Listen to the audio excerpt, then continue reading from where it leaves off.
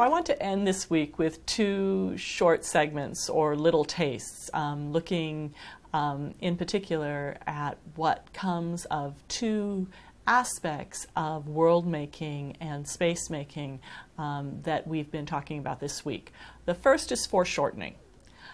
So we talked a little bit about the difference between creating a space and filling it, and imagining that bodies themselves create space. We talked about the difference between imagining a world in which things line up in an orderly way on a grid, receding in picture planes, becoming gradually more diminutive as they move illusionistically further away from the viewer. And we talked about foreshortening as an alternative schema that actually falls a little bit outside of Alberti's treatise on painting. He gives some rules for foreshortening, but he also says that when it comes to certain sorts of irregular, asymmetrical kinds of objects or parts of the human body, a hand,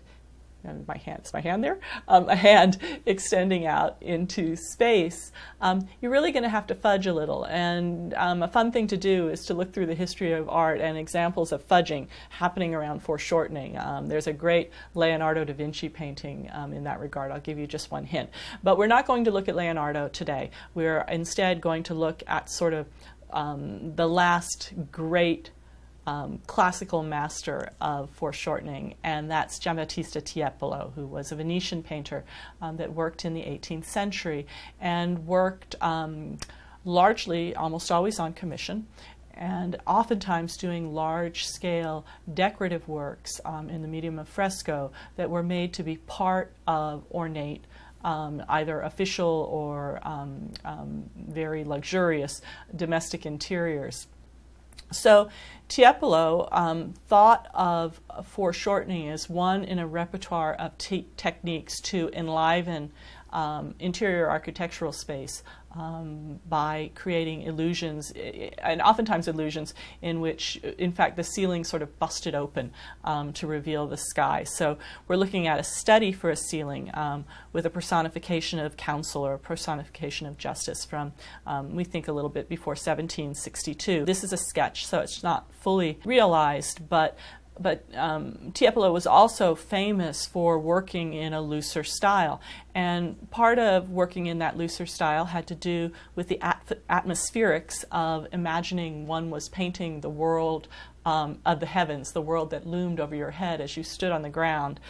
And also because given that the works were to be mostly enjoyed while looking up at the ceiling from the floor, a little bit more could be left to the imagination and to the kind of filling in of the gaps that a viewer could reasonably be expected to do when they were looking at things from a little bit of a distance than imagining work whose realistic effects had to withhold the scrutiny of having, them being examined with the magnifying glass. One was never going to be able to get close enough to stick one's noses into one of Tiepolo's ceiling paintings. We'll go on to a completed work. This is just a great thing. It's Wealth and Benefits of the Spanish Monarchy under Charles III from 1762. And you can imagine all the daring kinds of and playful effects that you can conjure when you are imagining a world on high seen from below. Foreshortening is dramatically compressed, and one of the funny things about experiencing Tiepolo's work these days, especially works and studies and cartoons that were done for works that were going to be done in fresco and architectural settings, is oftentimes in museums they're hung on the wall with all the other paintings, so on a wall parallel to you as you're standing on the floor. And it doesn't work quite so well. So when you're looking at Tiepolo's work, you always find yourself trying to get to a point where you're imagining yourself looking at it from below, even as you're looking at it directly across, so that you can appreciate some of these great illusionistic effects. So imagining a world above as seen from below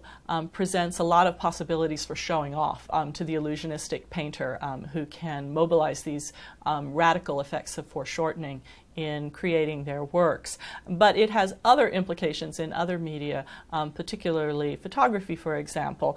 because moving the viewer imaginatively lower in the frame allows a different kind of erotic perspective on the female nude. And we're looking at this work, female nude lying on her back, her feet resting on a chair. That's a museum's invented title from 1870, and we're not quite sure who did this photograph, but it's quite interesting because almost from the invention of photography, photography was used as a mode of producing pornography, and why not? Because if you want to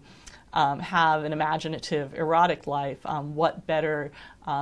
picture-making tool to use than one that was arguably supposed to make a world almost as real as the world that surrounded you in everyday life. So photographic realism and pornography were almost immediate bedfellows. But then the other thing about photography as pornography is pornography wasn't generally condoned in a lot of societies, and so if the pornography could be dressed up to look like art, that was a way to ensure that the images could stay in circulation, because they were nothing more than artists' models, photographs that artists might use so that they could sketch from a photograph rather than from life. Those weren't the only customers for such photographs as this one, but the use of foreshortening and the kind of arty interior in which this nude is placed is a nod to those conventions of the artist's study, at the same time that the clients for works like these would have been a lot of different middle-class gentlemen who would have enjoyed thinking about what it was like to see a woman from this perspective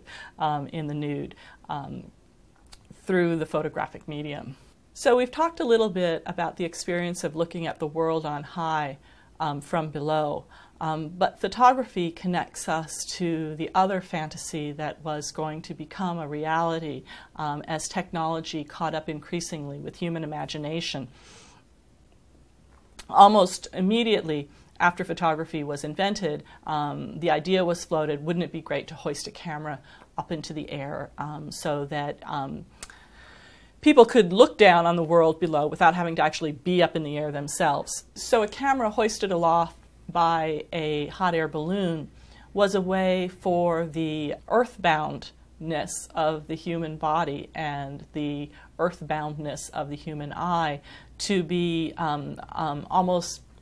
prosthetically extended. A mobile eye that could float in space and could look down at the world below and bring those pictures back to those people who were trapped on the earth themselves. The French photographer Nadar, who was a great showman along as a pretty interesting photographer, got a great deal of publicity out of claiming to be one of the first photographers who dared to take the camera up into the air. And we're looking here at an engraving of his hot air balloon, Le Géant, the giant, that was used to hoist him and his camera aloft and capture the images and bring them back down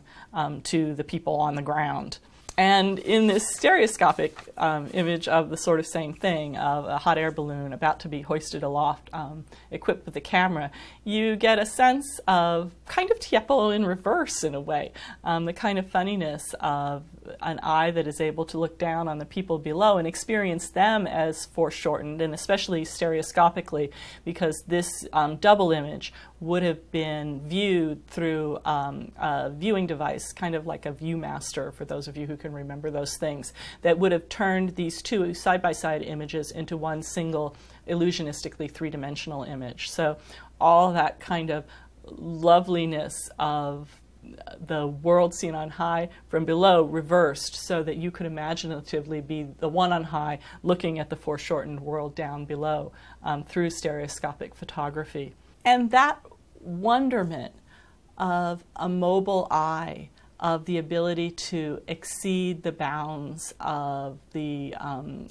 capabilities of the human body and the realities of an earthbound life